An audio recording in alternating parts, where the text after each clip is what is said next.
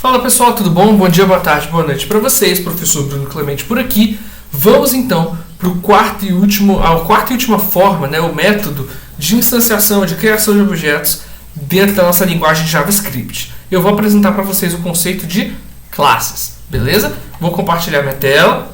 Vamos dar uma olhadinha no que a gente pode fazer para trabalhar com esse cara. Vou colocar o material aqui na frente.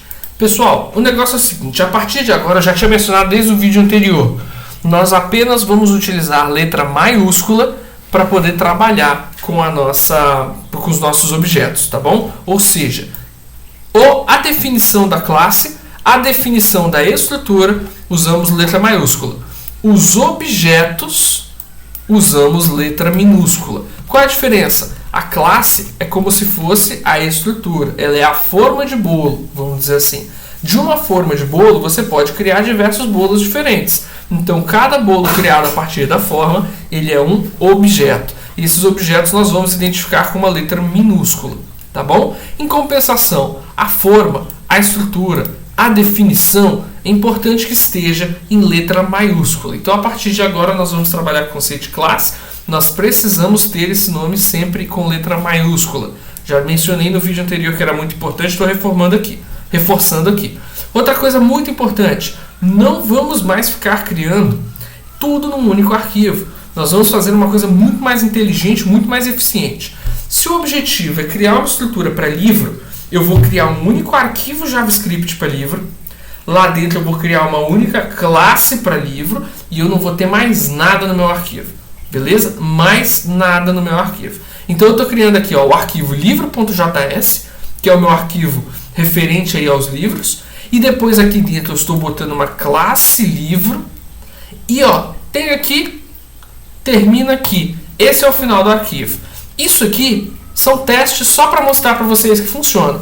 Mas a classe finaliza aqui e o arquivo também finaliza aqui. Ou seja, nós vamos criar uma classe, botar tudo que é sobre o livro aqui dentro e não vamos botar mais nada nesse arquivo. Por que isso é interessante para nós? Isso é muito interessante do ponto de vista de que agora, se você tem uma alteração a ser feita em livro, aonde é que você vai saber que você vai mexer nisso? Na classe livro que está no arquivo livro.js. Então você não tem mais dificuldade para encontrar aonde estão os seus trechos de código. Se amanhã você está desenvolvendo um sistema, o sistema de vocês tem lá, por exemplo, vendas, e as vendas estão com problema, aonde é que você vai dar manutenção? Na classe venda, que está dentro do arquivo venda.js, e você não tem dúvida que o comportamento que está inesperado ali está lá dentro, beleza? Então isso ajuda muito na hora de dar manutenção.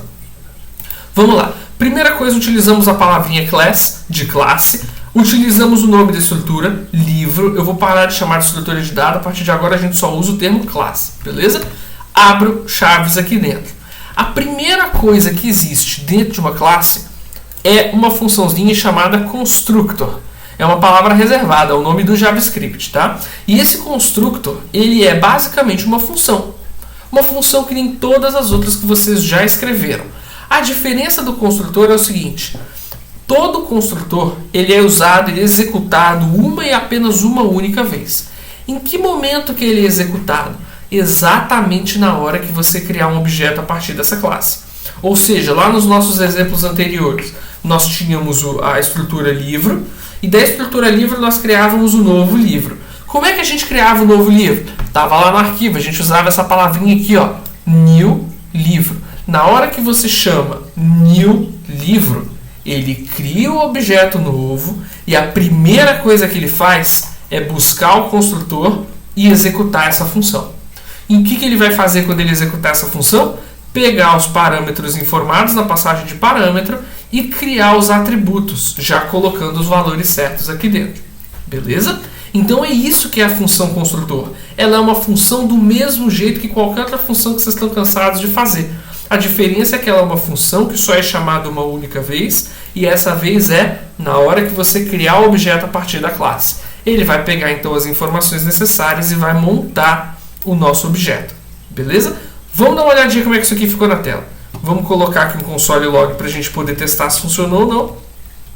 Salvei, vim para cá. Então observem que eu criei de novo um livro, não estou mais trabalhando com o conceito de objeto abstrato, a gente deu um nome para esse cara, ele tem uma classe para isso, então isso é um livro. Temos aqui o nosso título, O Senhor dos Anéis, nosso subtítulo, A Sociedade do Anel, temos que o autor é Tolkien e temos que o ano é 1954. Então nós criamos a nossa estrutura de dados, beleza? Muito interessante, muito importante isso, porque a partir de agora esse cara vai ser um dos que mais nós vamos trabalhar de todos esses métodos de instanciação de objetos, beleza? Outra coisa que existe dentro dos nossos arquivos com as nossas classes são as funções. Observem que eu não preciso mais escrever function aqui na frente, porque só podem ter duas coisas dentro de classe. Ou você define atributos, ou você define funções. Então observe que inclusive constructor está em azul aqui na minha IDE, imprime etiqueta também está em azul na minha IDE, porque ele identifica que os dois são funções. Como eu só posso ter atributo e função, eu não preciso mais ficar escrevendo function. Se não for atributo, ele já sabe sozinho o que é. Mas apenas porque eu estou dentro da classe. Observa que eu estou aqui dentro desse abre-chaves até esse abre-chaves. Então, como eu estou dentro da classe, eu consigo fazer. Se eu pegar esse cara e jogar para fora das chaves, ele vai dar problema, ele não vai funcionar do jeito que a gente espera. Eu preciso dizer que isso aqui é uma function, eu preciso escrever function aqui na frente, tá? Mas dentro da classe a gente não precisa mais usar a palavrinha function, porque ele já sabe que é uma função, tranquilo? Então vamos dar uma olhada como é que essa função funciona. Aqui a gente basicamente tem um imprime etiqueta que retorna a mesma coisa que nós fizemos no exemplo anterior. A única informação que eu adicionei foi subtítulo para diferenciar os livros. Tudo bem? Então, como é que a gente executa essa imprime etiqueta? A gente vem aqui embaixo e faz o seguinte, A gente vai chamar console.log novo livro ponto imprime etiqueta. É a mesma coisa do protótipo, vocês viram? Nada mudou. Vamos ver qual é o resultado final, então. Tem aqui a nossa etiqueta impressa do jeito que a gente queria. Etiqueta, dois pontos, abre aspas duplas, nome do livro, dois pontos, subtítulo do livro, fecha aspas duplas, ponto, autor, abre parêntese, ano, fecha parêntese. Então essa é a etiqueta do nosso livro. Tudo bem? Consigo criar um segundo livro? Consigo, da mesma forma. Constante, segundo livro, recebe. Estamos colocando novos dados, né? Vou mandar trazer esse camarada no console e vou trazer também a etiqueta. Vamos ver qual é o resultado final, então. Trouxe aqui o primeiro livro, no formato aqui de objeto. Trouxe a etiqueta do primeiro livro, trouxe o segundo livro, também no formato de objeto, e trouxe a etiqueta do segundo livro. Beleza? Então, a partir de agora, a gente sempre vai trabalhar, ou boa parte das vezes vai trabalhar com o conceito de classes. Existem situações em que você vai usar o objeto literal, mas são situações muito pontuais de coisas que você não pretende reescrever. Existem momentos onde você vai querer utilizar o factory, mas como eu falei, o factory é um padrão de projeto bem complexo que pode inclusive ser utilizado com o conceito de classe. Vocês terão disciplinas no futuro, quem continuar os estudos da programação e desenvolvimento, com certeza esbarrará na expressão padrões de projeto e conhecerá o padrão factory. Muito importante, muito relevante, muito utilizado hoje em dia no mercado de trabalho. Tá? O terceiro protótipo é mais importante para vocês entenderem o funcionamento de protótipo. E o quarto é o que a gente realmente mais trabalha no dia a dia, é o mais utilizado na orientação a objeto. Tá certo? Então eu espero que tenha ficado claro, espero que a explicação tenha ajudado. E aí agora vocês podem criar quantos objetos vocês quiserem, a partir dele podem fazer as chamadas de funções, e aquela palavrinha, aquela captura de contexto, né, o this, ele vai se encarregar, o JavaScript com isso vai se encarregar de saber de quem você está chamando a função e quem que ele tem que fazer essa substituição da palavra this. Então isso vai garantir aí uma programação muito mais fácil, muito mais tranquila.